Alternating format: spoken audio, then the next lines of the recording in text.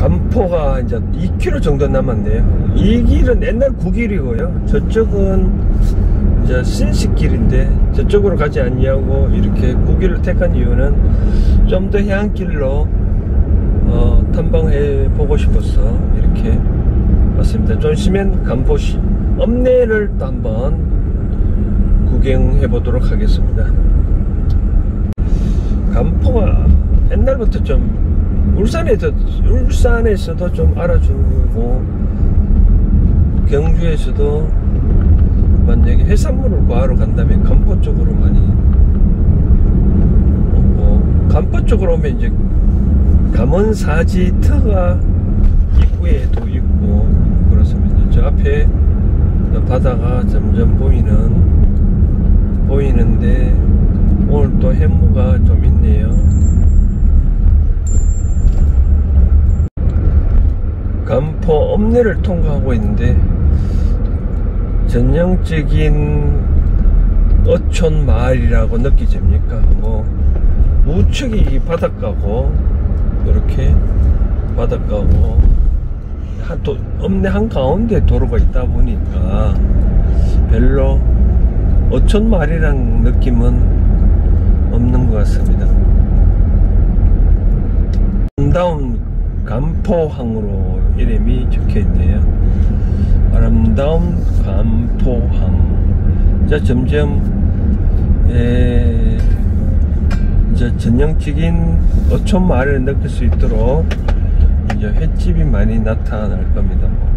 보니까 할매 맛집 이렇게 있고, 또 여기가 이제 간포 바다 포구인데 간포 성당도 보이네요. 간포 성당 해변로. 여기가 경주시 도로명은 간포로라고 되어 있는데 간포로.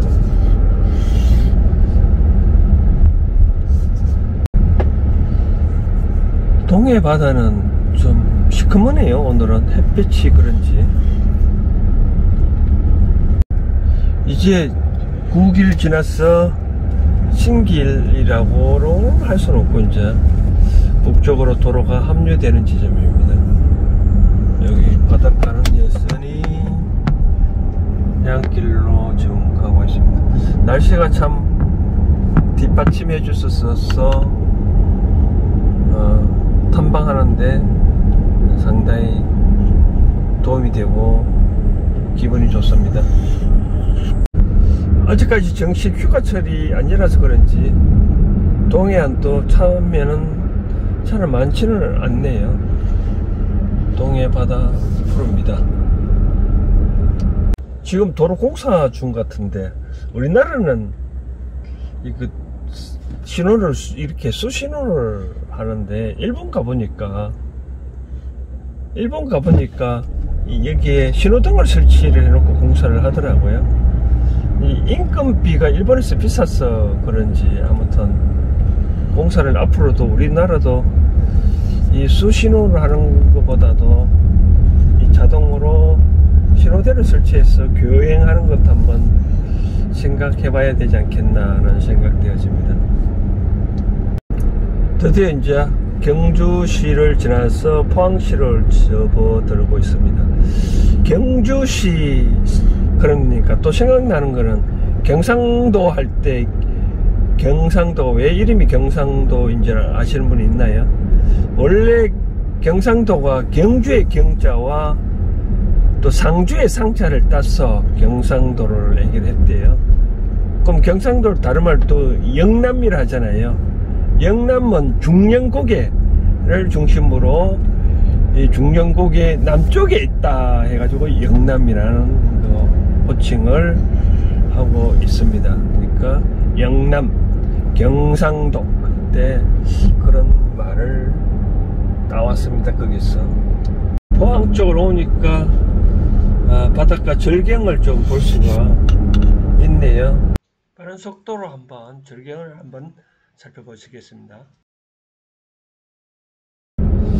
이쪽 구롱포 쪽으로 이제 가고 있는데 이쪽으로는 유명한 게 펜션이 상당히 많이 발전되어 있습니다. 펜션 중에서도 풀 펜션이라 해가지고 여기 보니까 뭐 벌써 아일랜드 펜션인데, 풀 펜션은 풀장, 즉 개인 풀장이 갖춰졌다 해서 풀 펜션이라 하는데, 상당하게 이제 펜션이 많이 발전되어 있습니다. 조금 전에 어떤 플랜카드 보니까 뭐 도로가 없는데 펜션이 웬 말이냐라고 해서 플랜카드 방금 봤는데, 펜션이 많다 보니까 서로 경쟁을 하다 보니까 그런 상대 경쟁업자가 그런 말을 했는지 모르겠습니다. 원래 건축 행위를 하려면 건축법상 도로하고 접속되어 있지 않냐면 개발행위, 즉 건축행위를 할 수가 없는 그런 곳입니다.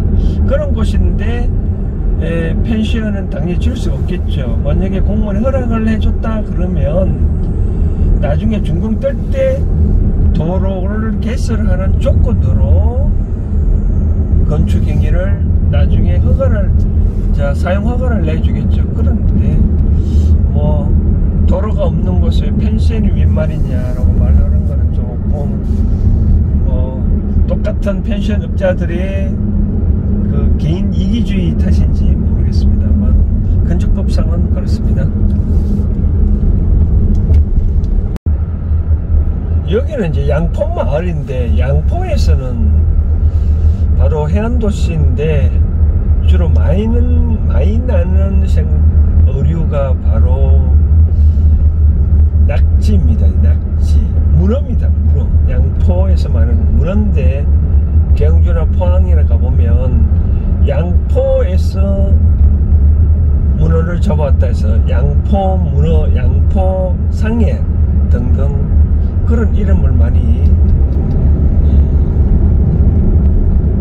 상호를 쓰고 있는 곳을 종종 볼 수가 있을 것입니다. 바로 여기가 바로 양포입니다. 양포. 구릉포 가기 전 마을입니다. 동해에는 고운 모래가 대부분 적죠. 서해안은 명사십리도 봤다시피 모래가 참 고운데, 동해안은 여기는 보니까 좀 자갈이 많네요. 자갈 끄니까 생각나는 거는, 누가 무슨 말하면 상대가 응대를 할 때 너 지금 자갈 굴리지 마라, 자갈 굴리지 말고 있는 그대로 말하라 할 때 그 자갈인데,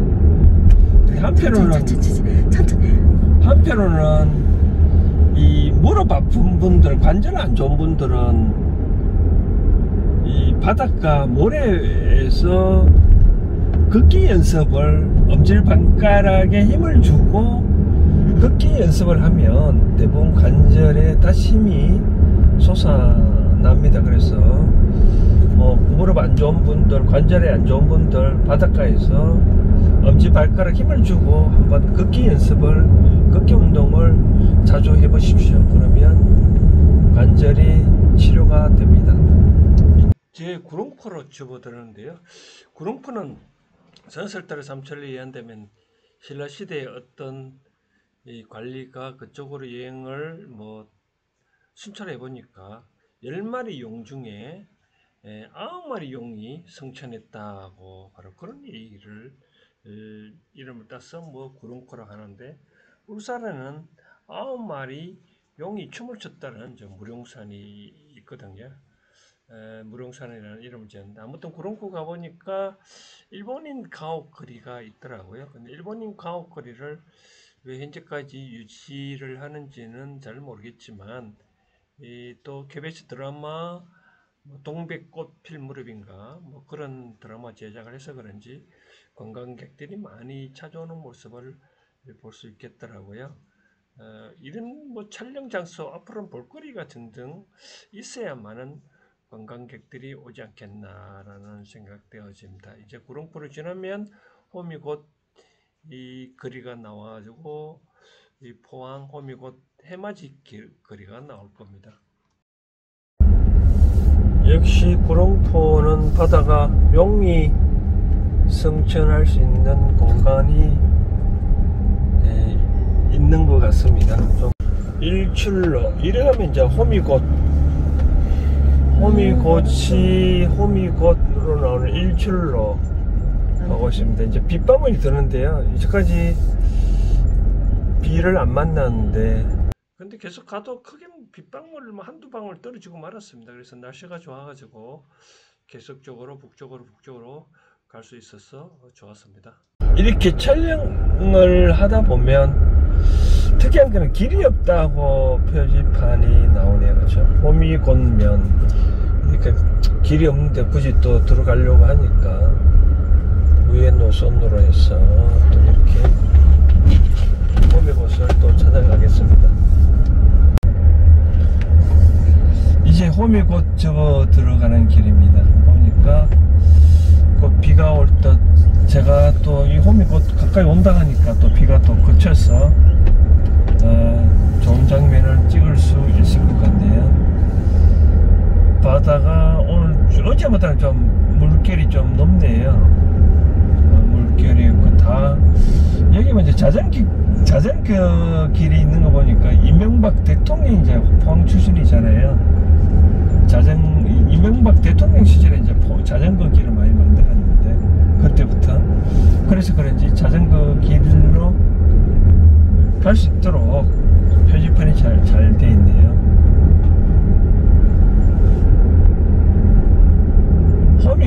호미곶 그러면 울산에서 어제도 말씀드렸다시피 호미곶에 뜨는 해가 먼저 뜰까, 아니면 울산에서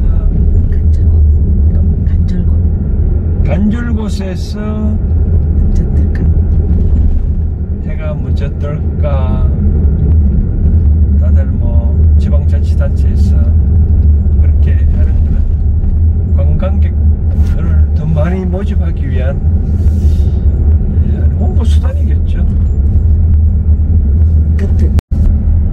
드디어 호미곶 거의 다 왔네요. 호미곶 보니까 빼쪽한 것이 아니라 지도상으로는 이렇게 타원형 형식으로 들어갔다가 나왔다가 그러네요. 그러다 보니 아래쪽이 아니라 위쪽이 아마 호미곶 표시가 된지 모르겠지만, 보니까 지금 아래쪽에 손 모양이 나오고 있는 것 같습니다. 여기가 바로 그 유명한 호미곶 일출을 많이 여기 손가락 사이로 해가 찍힐 수 있도록 아마 촬영을 그렇게 많이 하고 있는 것 같습니다. 여기 보면 아래쪽이네요. 그쵸? 위쪽이 아니고 아래쪽에 촬영을 할 수 있도록 그렇게 위치를 정하고 있는 것 같습니다. 한반도 호미반도 해안둘레길이라고 해서 사람들이 여전히 비가 오는데도, 해가 안 뜬데도 불구하고 관광객분들이 많이 오셨네요. 3km 가면 독수리 바위가 나타나는데 이 차로도 갈 수 있을지 모르겠지만 한번 계속 가보도록 하겠습니다. 호미곶 선 정리를 하자면 위쪽 꼬리가 아니라 아래쪽 꼬리로 표시가 된 것 같습니다.